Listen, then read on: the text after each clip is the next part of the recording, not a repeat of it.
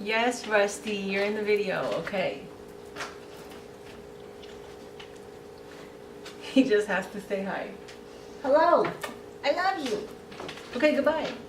Hey everyone, it's Tiffany Shree, and today I have another story time video for you, but it's not going to be about the time that I worked at the adult store. I'll put links to those videos down below and some other story times that you might find interesting. I did post a video in the past about my worst date ever, but this is very specific to my worst double date. So this is while I was still living in Australia. It was before I met Quint, before I met my most recent ex. I was still working at the adult store at the time. So I met this guy online. He was actually really, really nice, very...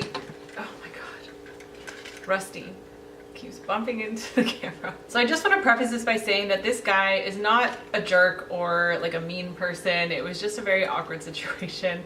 And we didn't mix, like we didn't click. So we met in person, we had our first date. He was actually really, really nice. I really enjoyed his company. We seemed to get along really well, actually. So as we were getting to know each other on the first couple dates, I found out that he was into swinging. He was a swinger. And I personally was not and am not into swinging. I definitely respect everyone's preferences or, you know, what they like or their kinks or whatever.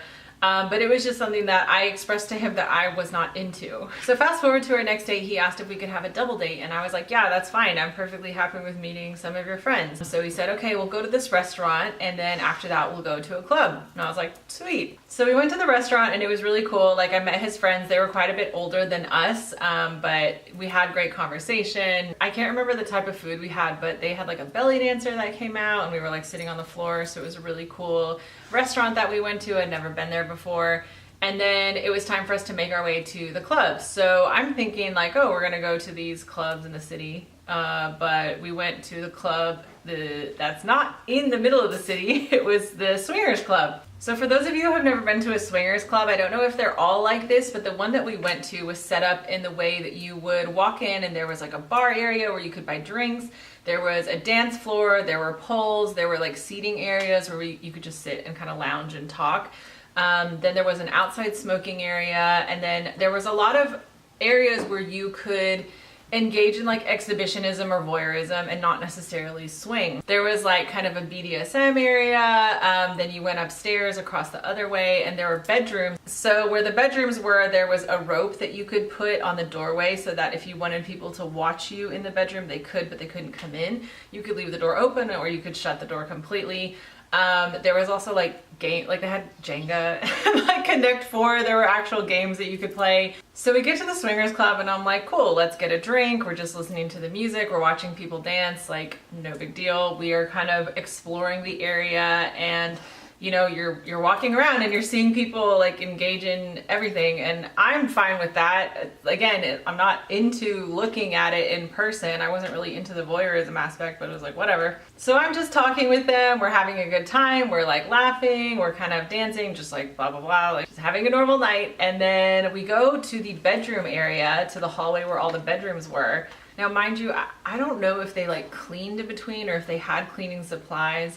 Just an interesting thought that came into my head now. But we're going down the hallway where all the bedrooms were, and one of the bedrooms was open, and I see the couple that we're with, they're ahead of us, and the man and the woman are like holding hands, and they go in, and I'm holding hands with my date, and he starts to walk in, and then I realize that his other hand is holding hands with the couple.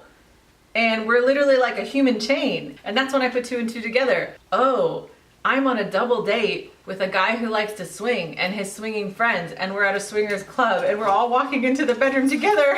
So at that moment, I'm like, oh crap, like I do not want to do this. I do not want to engage in a foursome essentially with these people. Like, I'm not attracted to them. I'm attracted to the guy that I was on the date with, obviously.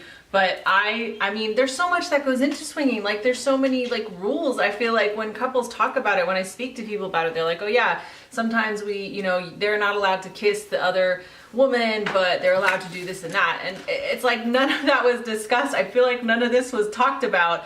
But maybe I should have realized that that was the plan the whole time. I don't know. So I look at my date and I'm like, I'm not into this, sorry. And he's like, oh, you're not comfortable? And I was like, no, I'm gonna go downstairs and smoke. You can have fun. So I literally ran downstairs, chain smoked my whole freaking pack, And then finally, when the three of them finished, they came downstairs and they found me. The guy who was in the couple that we were on the double date with, he came up to me and was like, hey, so next time it helps to just stay open-minded and not change plans at the last minute. And I was like, excuse me, I never, like, I wanted to go off on him because I was like, excuse me, I am not attracted to you, like, nor your wife. And don't try to make it seem like I'm not open-minded. I'm open-minded about a lot of things. You wouldn't believe some of the things I'm open-minded about. And even if I was wanting to engage in that with you guys, I'm allowed to change my mind. But I never wanted to begin with. Like, so then the rest of the night, we just finished up, you know, having a normal time in the club, and then the date ended, whatever. I went on another double date with that same guy with one of my best friends, Jess, and at the time she was dating one of my other best friends, Todd, who unfortunately has passed away. So rest in peace, Todd. Still thinking about you all the time. But I will never forget this other double date we went on with them.